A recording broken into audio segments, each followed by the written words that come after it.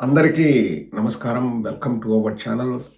Main stream మీడియాని ఎవరూ పట్టించుకోవట్లేదు. మెయిన్ స్ట్రీమ్ మీడియా ఎవరూ చూడట్లేదు. సోషల్ మీడియాలో వస్తున్న వార్తలనే ఫాలో అవుతున్నారు అని తెలుగుదేశం వాళ్ళు వైఎస్ఆర్ కాంగ్రెస్ పార్టీ సపోర్టర్స్‌ని గానీ, లేకపోతే వైఎస్ఆర్ కాంగ్రెస్ పార్టీ సానుభూతి పరులను గానీ, లేకపోతే ప్రభుత్వానికి వ్యతిరేకంగా మాట్లాడే వాళ్ళని గానీ ఎంతగా ఇబ్బంది పెడుతున్నారంటే మహిళలని కూడా చూడకుండా, వాళ్ళు ఎక్కడ అసభ్యమైన పదజాలాన్ని వాడకున్నా, వాళ్ళు ప్రజాస్వామ్య పద్ధతిలో విమర్శించినా, వాళ్ళ మీద ఉక్కుపాదం మోపాలని చూస్తున్నారు.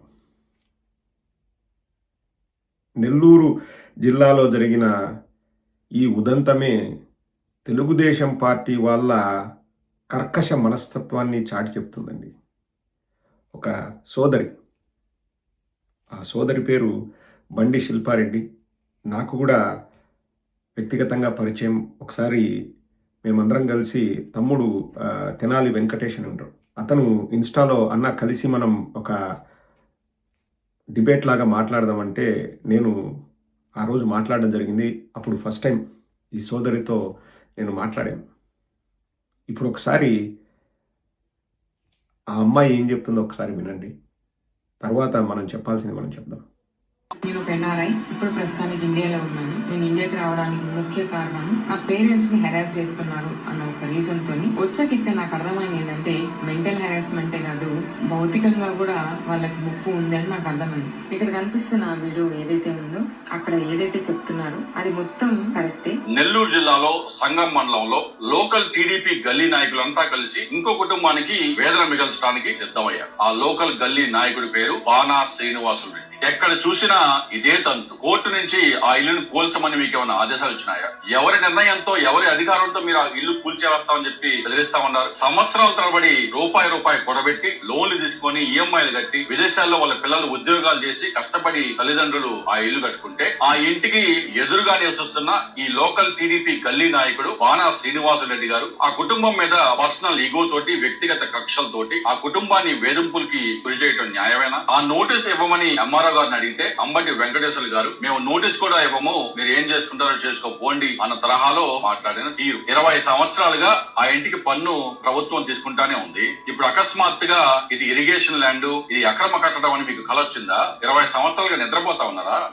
నన్ను ఎవరైతే ఇబ్బంది పెడుతున్నారో వాళ్ళు నన్ను ఇబ్బంది పెడుతున్నారు, నా ఫ్యామిలీని ఇబ్బంది పెడుతున్నారు, మమ్మల్ని మెంటల్ గా అబ్యూజ్ చేస్తున్నారు, ఫిజికల్ గా మేము ఉండకూడదు అని ప్రయత్నిస్తున్నారు. ప్రజలకి సహాయం చేయాల్సిన వాళ్ళు ప్రజల్ని ఇబ్బంది పెడుతూ మానసికంగా వేదన గురి చేస్తూ భౌతికంగా ఉండకూడదు అన్న ఉద్దేశంతో పనిచేస్తున్నారు. నేను ఆరోపిస్తున్న ప్రతి దానికి నా దగ్గర విజువల్ గానీ, ఆడియో వైజ్ గానీ ప్రతి దానికి ప్రూఫ్ ఉంది. అండ్ నాకు గానీ, మా అమ్మకు గానీ, మా నాన్నకు గానీ ఏం జరిగినా సరే ఈ రోజు నుంచి ఫ్యూచర్ లో దానికి కంప్లీట్ బాధ్యత బాణా శ్రీనివాస్ రెడ్డి ఇంకా కొంకర కృష్ణారెడ్డి.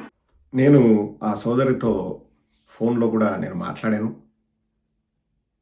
వాళ్ళు ఆ ఇంట్లో 20-25 సంవత్సరాలుగా నివాసం ఉంటున్నారు. అన్ని పత్రాలు వాళ్ళ దగ్గర ఉన్నాయంటండి. అన్ని గవర్నమెంట్ ఏవేవైతే ఉండాలి అని గవర్నమెంట్ చెప్తుందో ఆ పత్రాలన్నీ కూడా వాళ్ళ దగ్గర ఉన్నాయి. వాళ్ళు ఆక్యుపై చేసింది కాదు, కబ్జా చేసింది కాదు, ఏం కాదు. ఇప్పుడు కొత్తగా వీళ్ళ ప్రభుత్వం వచ్చిన తర్వాత 8 అడుగులు మీరు ఆక్రమించారని చెప్పేసి అది ఇదని చెప్పేసి ఇబ్బంది పెడుతూనే ఉన్నారు. సో ఆ సోదరి ఒక ఎన్ఆర్ఐ ఈ విషయంపైనే ఇండియాకు రావడం జరిగింది. ఒక్కతే కుమార్తె వెళ్ళి ఇట్లా మా ఇల్లు కూలుస్తామని చెప్పేసి మాకు బెదిరింపులు చేస్తున్నారు అది అని చెప్పేసి, మేము అన్నీ పే చేయాల్సిన ట్యాక్సులు కానీ లేకపోతే ఆల్ ద రిక్వైర్డ్ డాక్యుమెంట్స్ మా దగ్గర ఉన్నాయి, అన్నీ కూడా పక్కాగా ఉన్నాయి, ఎందుకు ఇలా అంటున్నారు వాళ్ళంటే నేనేం చేయలేను, మాకేం తెలియదు అన్నట్లు వారు మాట్లాడారంట. తర్వాత ఆ అమ్మాయి గాబరా పడిపోయి వాళ్ళకు తెలిసిన వాళ్ళతో కోర్టు నుంచి ఆర్డర్ తెప్పించుకుంది తన ఇంటిని కాపాడుకోవడానికి. అసలు ఎందుకు ఈ బెదిరింపులు దేనికి, ఈ ఇబ్బంది పెట్టడం దేనికి? ఆ అమ్మాయికి 1,00,000 మందికి పైగా ఫాలోవర్స్ ఉన్నారు ఇన్స్టాగ్రామ్లో. ఆ అమ్మాయి చెడు మాటలు మాట్లాడుతున్నావు, బండబూతులు తిడుతున్నావు, అంతమంది ఫాలోవర్స్ ఎవరికి రారండి. ప్రభుత్వం ఏం చేస్తుందని విమర్శించవచ్చు, ఎవరైనా విమర్శించవచ్చు. విమర్శను సహేతుకంగా తీసుకోవాలి.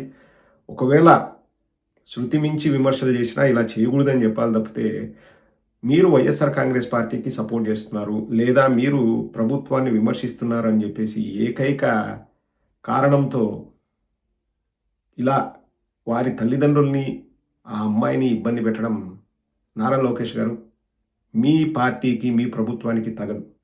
ఇవన్నీ కూడా గతంలో లేవు. నారా లోకేష్ ఇవన్నీ కూడా 11 కేసులు పెట్టుకుంటే నేను మిమ్మల్ని చేరదీస్తాను, అర్థమవుతుందా రాజా, అవతల వాళ్ళ మీద కక్ష తీర్చుకోవడానికి నేను వచ్చినాను అని చెప్పేసి ఈ లేనివి సృష్టిస్తున్నారు. ఎవరైనా వైఎస్ఆర్ కాంగ్రెస్ పార్టీకి సపోర్ట్ చేస్తారంటే వాళ్ళని ఇబ్బంది పెట్టడం. స్వయంగా ఆ అమ్మాయి చెప్తుంది, మా తల్లిదండ్రుల్ని భౌతికంగా లేకుండా కూడా చేయాలని వాళ్ళు ట్రై చేస్తున్నారు అని.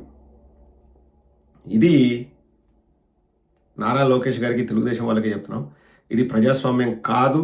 అండ్ ఆ అమ్మాయి ఒంటరి కాదు, వైఎస్ఆర్ కాంగ్రెస్ పార్టీ అండగా ఉంటుంది. వైఎస్ఆర్ కాంగ్రెస్ పార్టీ పెద్దలతో కూడా నేను మాట్లాడడం జరిగింది. ఆ అమ్మాయికి కావాల్సిన సపోర్ట్ వైఎస్ఆర్ కాంగ్రెస్ పార్టీ ఇస్తుంది. విమర్శల్ని తట్టుకోలేకపోతే రాజీనామా చేసి పక్కకెళ్ళండి. ప్రజలకు మంచి చేయాలన్న చిత్తశుద్ధి చూపించండి. వీరి కుటుంబం కూడా ఆంధ్ర రాష్ట్ర ప్రజల్లో ఒకరు. వారి భద్రత కూడా మీ బాధ్యత. నారా లోకేష్ గుర్తుపెట్టుకో, నీకు ప్రజలు ఓట్లేసింది, మ్యాండేట్ ఇచ్చింది. మన కాన్స్టిట్యూషన్ ఏం చెప్తుంది? 5 కోట్ల ఆంధ్రుల్ని నువ్వు సమానంగా చూడాలని చెప్పేసి మన రాజ్యాంగం చెప్తుంది. మా తెలుగుదేశం వాళ్ళైతే ఏం చేసినా కానీ మేమేమి మాట్లాడము, వైఎస్ఆర్ కాంగ్రెస్ పార్టీ వాళ్ళు ఏమి చేయకపోయినా మేము అది ఇది చేస్తామని చెబితే మాత్రం నారా లోకేష్, నువ్వు ప్రజాస్వామ్య పద్ధతిలో ప్రభుత్వాన్ని నడుపుతున్నట్లు కాదు. ఎవరూ చూస్తూ ఊరుకోరు. వైఎస్ఆర్ కాంగ్రెస్ పార్టీ తరఫున ఆ అమ్మాయికి కావాల్సిన సహాయ సహకారాలన్నీ కూడా అందివ్వడం జరుగుతుంది. And we all stand with Shilpa. మా సోదరికి మేము అండగా ఉంటాం. మీరు ఇట్లా ఏదో ఈరోజు అధికారం ఉంది కదా మేము బెదిరిస్తాము, మీరేమి చేయలేరు అనుకుంటే మాత్రం అది మూర్ఖత్వము. ఖచ్చితంగా మీరు మూల్యం చెల్లించుకోక తప్పదు. ప్రజాస్వామ్య పద్ధతిలో విమర్శలు చేస్తే ఇంకా ఏమీ చేతగాక ఎవరికో మనోభావాలు దెబ్బతింటాయి, లేకపోతే ఇంకోటి అని చెప్పేసి కేసులు పెడతారా, లేకపోతే ఇల్లు కూల్చాలని చూస్తారా, లేకపోతే భౌతికంగా లేకుండా చేయాలని చూస్తారా? ఇది ప్రజాస్వామ్యమా? నారా లోకేష్ మిమ్మల్ని అడుగుతున్నాను, ఇది ప్రజాస్వామ్యమా? ఏదైనా ఉంటే ఒకవేళ మేము మిమ్మల్ని ప్రశ్నిస్తే ఎందుకు ప్రశ్నిస్తున్నారో ఆలోచించండి. ఇంకోసారి మేము ప్రశ్నించకుండా ఉండేలాగా పరిపాలన చేయండి. దానివల్ల ప్రజలకు కూడా మంచి జరుగుతుంది. అంతే తప్ప మీ గొంతులు నొక్కుతాం, మిమ్మల్ని బెదిరించాలని చూస్తాం, మీరు బెదరకపోతే మీ ఇంటిపైన దాడి చేస్తాం, మీ కుటుంబ సభ్యుల్ని ఇబ్బంది పెడతాం అన్నది ప్రజాస్వామ్యం కానే కాదు.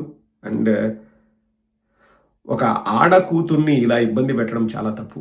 లోకేష్, నా తల్లినంటే ఊరుకుంటానా, నా తండ్రినంటే ఊరుకుంటానా? అర్థమవుతుందా రాజా?